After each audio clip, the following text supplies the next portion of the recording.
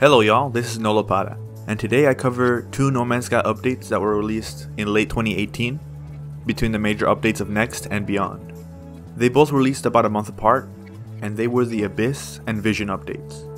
The Abyss update fleshed out the oceans of No Man's Sky, a part of the game that was severely lacking, and Visions finally brought back some of the color, variety, and wonder that the Next update had taken away. Before we begin, I want to thank all of you who have subscribed. We recently hit the 1K milestone, and I want to thank you all for your wonderful support. Oh, congratulations! There's no way. Here I am. Now let's begin. A little over 3 months after the massive Next update, the Abyss dropped. Many of us thought that this was going to be a minor patch, but it was far from it. The flagship feature was an overhaul to the oceans. Not only were there better underwater visuals, this update added new water biomes, as well as more variety to the plants and creatures of the deep. Also added were these new base parts, which allow you to create neat underwater habitats with ease. Hello, how are you? I am under the water. Please help me. I also love that they added an aquarium base part, which is super cute. All of these base parts are great and all, but I hate that to this day we still get fish clipping into them and ruining the immersion. Like, you build this nice underwater base and the fish just swim into the air.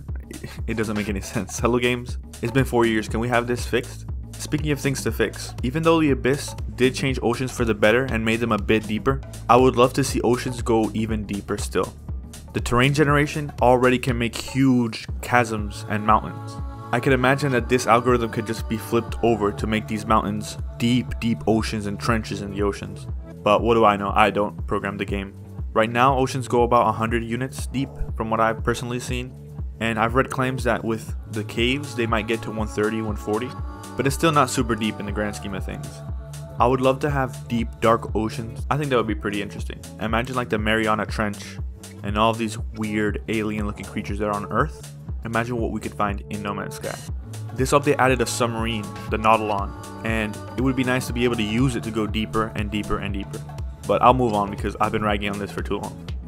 You could argue that this would need to have content to fill this deeper ocean, but they did add content in this update. They added underwater ruins, sunken ships, sunken freighters, and abandoned buildings. The ruins held key to underwater treasures. They fleshed it out pretty well. And we also got a bunch of hazards in the form of spewing vents with valuable crafting materials, pearls hidden in giant clams, and jellyfish.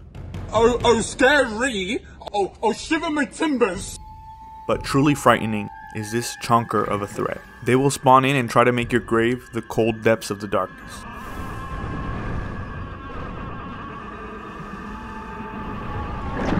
Oh, and did I mention that Abyss added killer worms with tractor beams in their eyes? I love these wacky gameplay interactions, and I wish the game had more varied threats like this, in water and out. Along with these revamped oceans came a dark and ominous quest line, The Dreams of the Deep. This narrative plunges you into the depths, and I see it as one of the better storylines added to the game. The amount of time spent traveling in the mission is highly reliant on the RNG, so I could see some people being turned off by the travel times. But luckily when I went through it, it wasn't super bad. Sometimes I had to swim like maybe 5 minutes or use a submarine. And thankfully now with the waypoint update, we have supercharged slots in our submarine, so you can make it go faster. Because before, it was like moving through molasses in the wintertime, and thankfully that's changed. This update also improved movement underwater.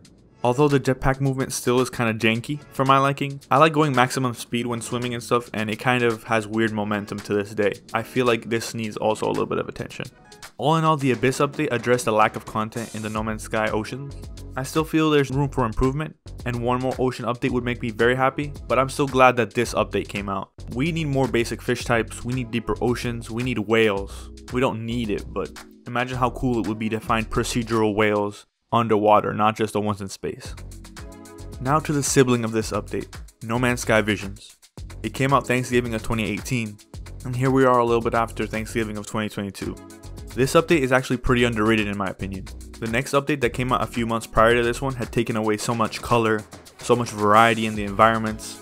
I remember playing when Next came out, and every single planet I found was almost always orange and blue water. The variety was gone. Visions brought back a lot of the variety and vibrance into colors of the grass, sky, and water. Although it didn't change the terrain generation, which was still smooth and not like before Next, we still had improved atmospheric rendering and it had more beautiful sunsets and even rainbows. This update also added a few new exotic biomes. These exotic biomes were now inhabited by weird exotic creatures. And they also added these trophies that you could pick up on exotic planets and showcase them on your base, to showcase all those weird planets that you had voyaged to. Visions also brought 2 new money making methods to the game that are very helpful, especially when first starting a save. These are archaeology and salvageable scrap. In space, you'll occasionally run into these planets that have either ancient bones or scrap in their descriptions. Unearthing these treasures is a pretty fun and easy way to make some money. Although the scrap method comes with extra combat, you can still make a few extra million with either of these options. Corrupted drones were added to this game just for this feature, and they would later on play a bigger role in settlements, but that's a topic for the Frontiers video. Storm crystals also make their debut here, giving a reason to seek out and endure these storms of all kinds.